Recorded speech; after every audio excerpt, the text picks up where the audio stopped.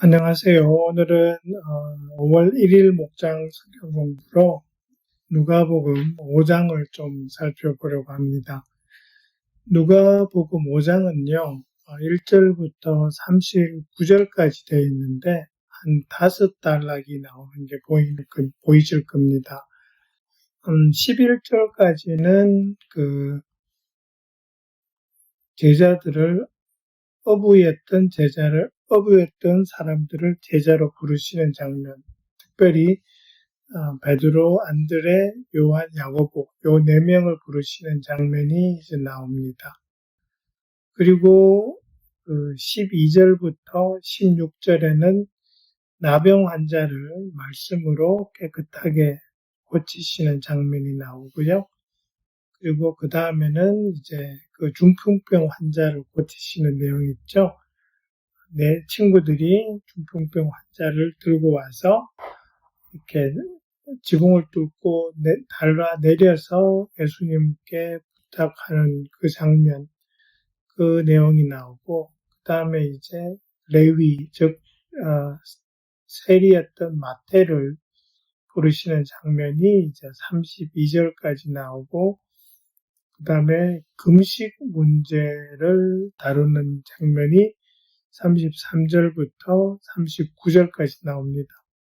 근데 이 안에서 보시면 제자를 부르시는 장면이 두 개가 나오죠, 그죠? 그 앞에 네 명의 어부 제자를 부르시는 장면과 레위, 즉 마태를 또 부르시는 그 두 개가 나오고 중간에 샌드위치 돼서 두 번의 그 병자를 고치시는 장면이 나옵니다. 그리고 이제 금식 문제가 나오는데 이 부분에서 이제 예수님께서 비유로 설명하시는 부분이 뭐냐하면 주로 바리새파 사람들과 율법학자로 대표되어지는 어떤 전통적인 신앙생활에 굳어져 있는 사람들을 향한 훈계가 이제 나옵니다. 누가복음 5장이 이제 어떤 대목인가 하면 예수님께 대해서 이렇게 안감을 가지는 사람들이 처음으로 이제 등장하는 장면이 나오는 곳이 누가복음 5장입니다. 누가복음이 이제 주로 시기적으로 이렇게 쭉 적혀 있는데요. 그 처음에 예수님께서 사역하시던 그 부분에서는 반대 세력들이 없다가 이 중풍병 환자를 고치실 때부터 이제 그 율법학자들과 바리새파 사람들이 이 사람 신성 모독이네 이런 식의 생각을 하게 되고 그러면서 또 금식 논쟁에 들어와서는 그 부분이 이제 표출되기 시작합니다. 그리고 이제 계속적으로 예수님과 그 당시 종교 지도자들 사이에 갈등들이 이제 표출되어지기 시작하는데 그런 이유들이 이제 오늘 다루는 누가복음 5장에서 좀 보여진다는 그런 것을 우리가 볼 수 있는데 함께 좀 살펴보겠습니다. 제가 오늘 요 내용에서 다루는 것은 첫 번째 단락과 마지막 단락을 주로 다룰 거고요. 중간에 있는 단락은 제가 자세한 설명은 하지 않으려고 합니다. 그래서 1절을 한번 보시면 1절에서 게네사렛 호숫가에 서 계셨다 이렇게 되어 있습니다. 이 게네사렛 호수는 다른 데서는 갈릴리 호수 또는 갈릴리 바다라고 불리는 곳입니다. 그리고 요한복음 21장에는 디베랴 바다라고 적히는 곳입니다. 그래서 이 갈릴리 호수가 게네사렛 호수 또는 디베랴 바다 이런 식으로 여러 개의 다른 이름으로 불리는 것을 우리가 볼 수 있는 그런 장면이고요. 2절에 보시면 배 두 척이 호숫가에 되어 있고 어부들은 배에서 내려서 그물을 씻고 있었다 이렇게 됩니다. 근데 이 어부들이 누구냐 하니까 뒤에 가서 내용에 보면 한 배는 베드로하고 그의 동생 안드레의 배이고 다른 하나는 요한과 야고보의 배입니다. 그래서 이 네 사람이 함께 고기 잡는 일을 했다라는 것을 우리가 볼 수 있고요. 그 다음에 이제 이 누가복음 그 4장 5장 4절에 가면 예수님께서 이제 호숫가에서 배 위에서 저쪽 뭇에 앉아있는 사람들을 향해서 가르치신 걸 다 마치시고 이제 베드로 보고 다시 배를 몰고 나가서 그물을 내려라 이렇게 말씀하십니다. 그런데 이제 5절에 보시면 베드로가 대답하죠. 우리가 밤새도록 애를 썼으나 아무것도 잡지 못했다. 그렇지만은 선생님의 말씀에 따라 그물을 내리겠다. 이렇게 말합니다. 여기서 우리가 좀 볼 수 있는 게 뭐냐 하면 예수님은 다 아시는 거죠. 이 네 사람이 밤새 고기를 잡으려고 했지만 못 잡았다. 근데 이제 고기를 못 잡으면 어떻게 되냐 하니까 고기 잡아서 그걸 팔거나 해서 이제 생계를 유지하는 사람들인데 그 부분이 지금 부족하게 된 거죠. 그러니까 예수님은 지금 사람들을 가르치시는 그 중에도 눈에 삶의 필요가 채워지지 않은 네 명 어부의 모습을 보고 계신 겁니다. 그리고 그 필요를 채우시기 위해서 다시 나가서 그물을 내려라라고 이야기하세요. 그러니까 가르치시고 병자를 고치시는 그 와중에도 예수님은 이 사람들의 일상생활에서의 필요를 보고 계신다라는 것을 우리가 알 수 있는 대목이고요. 그리고 난 다음에 진짜 고기가 너무 많이 잡혀서 배가 가라앉을 지경입니다. 베드로가 그물을 내렸는데 자기 혼자로는 못하니까 요한과 야고보 보고 와서 도와달라 그러고 그래서 네 명이 합쳤는데도 정말 겨우 그 고기를 올릴 수 있는 그 정도로 많이 잡혔습니다. 그 과정이 뭐죠? 보면 베드로의 눈에는 이게 기적으로 보이는 거죠. 밤새 못 잡았어요. 근데 예수님이 말씀하신 그 순간에 가서 그물을 내리니까 엄청나게 잡힙니다. 이건 예수님이 하셨다고 생각이 들 수밖에 없는 대목입니다.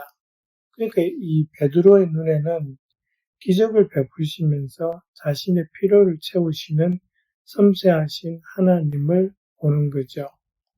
그러면서 베드로가 느끼는 겁니다. 이게 보통 일이 아니라 정말 하나님께서 나를 이렇게 채우시는 그 순간이라는 걸 느끼게 되고 뭔가 자기의 능력을 넘어가는 그런 존재가 나와 함께 계시다라는 것을 느끼면서 자기의 부족함, 자기의 죄인된 모습을 자각하고 있는 겁니다. 그러니까 여기서 우리가 볼 수 있는 것은 하나님의 임재가 드러나면 사람들이 흥분하는 것이 아니라 경외심 가운데 자신의 죄인된 모습을 깨닫게 된다는 겁니다. 그죠? 그게 하나님의 임재가 있을 때 드러나는 모습입니다. 그리고 이제 10절을 보시면 예수님께서 베드로에게 말씀하세요. 근데 베드로만이 아니라 같이 있는 네 명의 어부를 향해서 하시는 말씀이죠. 이제부터 너를 사람을 낚는 어부로 삼겠다 그러세요. 이제부터 너는 사람을 낚을 것이다 이렇게 돼 있어요. 그러니까 fisherman, 어부가 fisher of men이 되는 거죠. 사람을 낚는 사람. 근데 이 사람을 낚는 사람이라는 이 표현은 이런 의미죠, 그죠? 하나님 나라로 다른 사람을 이끌어오는 사람, 내가 믿고 네가 믿는 믿음을 바탕으로 다른 사람들을 예수님과 개인적인 관계를 맺는 그런 사람으로 초청하는 사람, 그게 이제 사람을 낚는 사람입니다. 근데 이걸 누구한테 하세요? 베드로와 그의 동료들에게 하십니다. 그러니까 제자를 부르실 때 예수님의 가장 중요한 목적은 사람을 낚는 거였어요. 사람을 구원하는 거였다는 거 우리가 알 수 있는 대목이 요 사람을 낚는 요 표현입니다. 근데 보시면 11절에서 그들은 배를 무태된 뒤에 모든 것을 버려두고 예수를 따라갔다 이렇게 됩니다. 이 베드로, 요한, 야고보, 안드레가 예수님을 따라간 것은 이번이 처음이 아닙니다. 요한복음 1장을 보시면 예수님께서 와서 봐라고 하면서 한 그 초청에 베드로와 안드레가 예수님을 따라갔다라고 적혀 있습니다. 그때 이제 베드로와 안드레가 그리고 요한과 야고보도 따라갔을 거예요, 예수님을. 근데 지금 오늘 보시면 이 사람들이 다시 거물질을 하고 있습니다. 그죠? 예수님은 그때 따라갔다가 잠깐 이제 자기의 본업으로 돌아왔었어요. 근데 예수님께서 이제 다시 초청하십니다. 그러니까 그들이 모든 것을 버려두고 예수님을 따라갑니다. 이제 요한복음에 나왔던 그 와서 봐라고 했던 그 초청에서 이제는 follow me로가 되는 거죠. 와서 나를 따라라라고 하시는 예수님의 초청의 단계로 넘어갔다라는 겁니다. 그리고 이 따라간 이후에 베드로와 이 4명의 제자들은 항상 예수님을 따라다녔을 것이라는 것을 우리가 짐작할 수 있는 거죠. 그 다음에 이제 누가복음에 와서 이 5장에 들어와서 처음으로 오늘 대목에서 이제 바리새파 사람, 율법학자들이 등장합니다. 그죠? 우리가 이제 성경에서 바리새파를 많이 대하는데 이 바리새파라는 뜻이요. 영어로 페르시라고 하는데 이 의미가 구분된 사람들이라는 뜻입니다. 다른 사람들로부터 구분됐다. 그러니까 이 구분됐다라는 그 가장 큰 의미는 다른 사람들보다 더 철저히 하나님의 율법을 지키는 사람 이런 뜻입니다. 그래서 다른 사람들은 대충대충 지키지만 이 바리새파 사람들은 철저하게 지켰습니다. 그리고 이 인원이 약 한 6천 명 정도 되었다고 합니다. 이들이 주로 한 일이 뭐냐 하면 율법을 존중했고요. 회당에서 가르치는 사람이었고요. 그리고 종교적인 열심에 있어서는 다른 사람들보다 훨씬 더 뛰어난 그런 모범이 되는 사람들이었습니다. 그래서 이 바리새파 사람들이 원래 나쁜 의미가 아니에요. 근데 우리가 이제 복음서를 읽다 보면 바리새파 사람들에 대한 이미지가 안 좋죠. 근데 그 이유가 뭐냐 하면은 이 다음에 마지막 슬라이드에서 좀 이야기할 건데 이 사람들이 지킨 그 율법이라는 것이 우리가 지금 읽는 이 성경책에 나오는 내용뿐만 아니라 장로들의 전통이라고 불리는 어떤 전통적으로 내려온 율법의 해석과 그 규례들을 성경 말씀하고 동일한 권위를 가진 것으로 생각하고 지켰습니다. 그러니까 성경 말씀 플러스 성경의 바탕을 둔 전통, 이 두 개가 같은 레벨이 되어 있는 것이 이 바리새파 사람들에게 있어서의 문제였습니다. 그리고 율법학자들은 주로 이 사람들은 율법을 공부한 사람들입니다. 그러니까 적혀있는 성경도 공부하지만 구전되어 온 것들이 있죠. 그런 것도 공부하고 해석하고 가르치는 사람. 그래서 이 율법학자들의 대부분은 바리새파의 속해 있었습니다. 그래서 바리새파 또 율법학자가 같은 묶음으로 이렇게 나오는 부분이 많은 이유가 그것 때문입니다. 그 다음에 이제 중간에 건너뛰어서 33절로 들어오면 이제 금식 문제가 나오는데요. 이거는 사실은 금식 문제라기보다는 전통에 관한 문제입니다. 이 종교적으로 경건하다고 하는 사람들은 금식을 자주 했습니다. 또 그런 사람들 외에는 금식하지 않는 사람들이 좀 이상하게 보이는, 저들이 그 경건한 사람이 맞아라는 의심을 하게 하는 그런 사람들이거든요.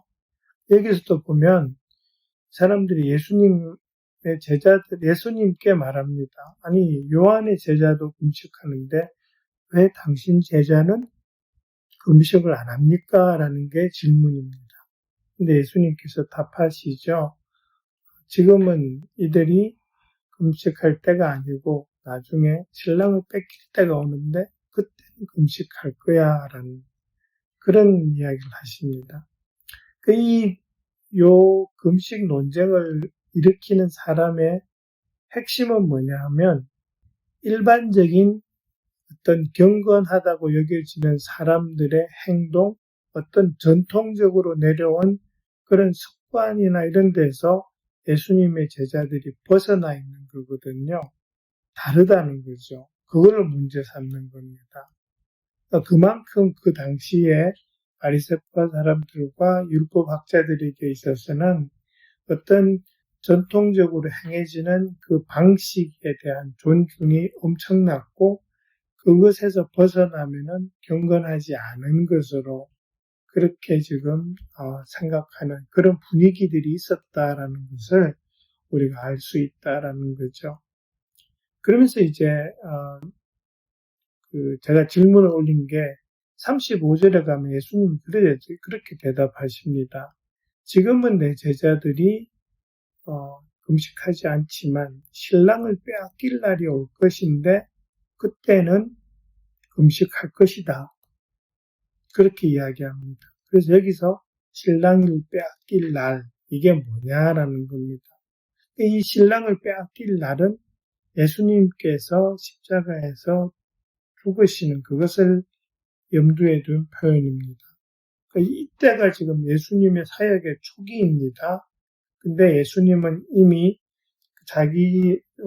자신의 그 죽음을 염두에 두고 사역을 시작하셨다라는 것을 이 표현에서부터 우리가 알 수 있다라는 거죠. 그러면서 이제 예수님께서 제일 마지막 부분에 와서 비유를 하나 말씀하십니다. 근데 그 비유에 나오는 것이 새 옷 조각과 헌 옷 조각, 그죠? 그리고 새 가죽 부대와 낡은 가죽 부대, 그 비유를 이야기하십니다. 여기서 이제 이 비유의 핵심은 이겁니다. 새 옷 조각하고 헌 옷 조각은 이걸 둘이 같이 붙여서 이렇게 집어놨을 경우에 예를 들어서 빨아버리면 헌 옷 조각은 별로 안 줄 것이지만 새 옷 조각은 줄어드는 그 정도가 더 클 거거든요. 그러니까 그렇게 같이 붙여놨다가는 이게 안 맞는 상황이 생기는 거죠. 가죽 부대도 마찬가지입니다. 새 가죽 부대는 탄력이 있어서 이걸 좀 더 늘어날 수 있습니다. 근데 낡은 가죽 부대는 이미 팽창하고 늘어나 있는 상태이기 때문에 더 이상 늘어날 여지가 없습니다. 그게 그 낡은 가죽 부대에다가 새 포도주를 넣었다는 게 말이 나오는데 이게 왜 문제가 되냐 하면 새 포도주는 이제 그때부터 발효하기 시작하면서 가스도 나오고 하기 때문에 그 남은 가죽 부대가 좀 더 팽창해야 됩니다. 근데 새 포도주를 낡은 가죽 부대에 넣으면은 팽창할 여지가 없기 때문에 터져버리겠죠. 이거는 그러면 안 되는 거잖아요. 그러니까 예수님께서 이야기하시는 것은 새 것과 헌 것이 잘 어울리지가 않는데 그것을 억지로 그렇게 끼워 맞추려고 그러면 문제가 생긴다라는 겁니다. 이 말씀을 하시는 배경이 뭐냐 하면 아까 말씀드린 것처럼 바리새파 사람들은 전통에 익숙해져 있습니다. 그래서 이 사람들은 모든 생각이 전통적인 방식 그대로 따라가는 것을 좋아하고 그렇게 지키려고 노력합니다. 그러다 보니까 이 사람들에게 생기는 문제가 뭐냐 하면 그들이 그 전통을 왜 세웠는지, 다시 말해서 율법의 목적을 잊어버린 겁니다. 중요한 것은 어떤 율법을 지키는 행위가 아니라 그 율법에 담긴 의미를 알고 그 의미를 더욱더 발현시키는 것이 중요한데 그 의미는 잊혀져 버리고 율법을 지키는 전통적인 방식만 남아있는 거죠. 그게 지금 바리새파 사람들의 상황입니다. 그러다 보니까 이제 예수님이 지금 오셨어요. 그리고 예수님께서 새로운 하나님 나라에 대해서 말씀하시는데 이 전통의 얽매인 바리새파 사람들, 율법학자들은 그 예수님의 접근 방식이 전통에 어긋난다는 것만 생각하지 왜 그 말씀을 하시는지를 생각해 볼 수 있는 마음의 여유가 없는 겁니다. 그러다 보니까 예수님의 말씀을 받아들이지를 못합니다. 그러니까 이게 더 중요한 것을 놓치고 있는 바리새파 사람들과 율법학자들이죠. 그러니까 예수님이 하시는 말씀이 그거죠. 너네들이 왜 그 전통을 만들었는데 그 원래 취지가 뭐야? 하나님과 더 가까이 가는 거잖아. 그러면서 내가 지금 하는 모든 말과 행동들이 하나님을 더욱더 잘 믿기 위한 건데 왜 그걸 안 받아들이냐라는 그런 말씀을 하시는 거죠. 그러니까 더 중요한 것을 볼 줄 알아야 되는데 그것을 놓치고 있는 것이 안타깝기 때문에 예수님께서 이 비유를 대해서 좀 새로운 것을 잘 받아들이지 못하는 바리새파 사람, 율법학자들을 향해서 권면하고 있는 것이 보이는 대목입니다. 네, 그래서 그것으로 우리 누가복음 5장에 대한 성경 공부를 마치겠습니다. 네, 중간에 하여튼 다른 그 예수님의 그 치유 사역에 대해서는 그런 것이 있다라는 정도 좀 언급하고 넘어가 주시면 좋겠습니다. 네, 감사합니다.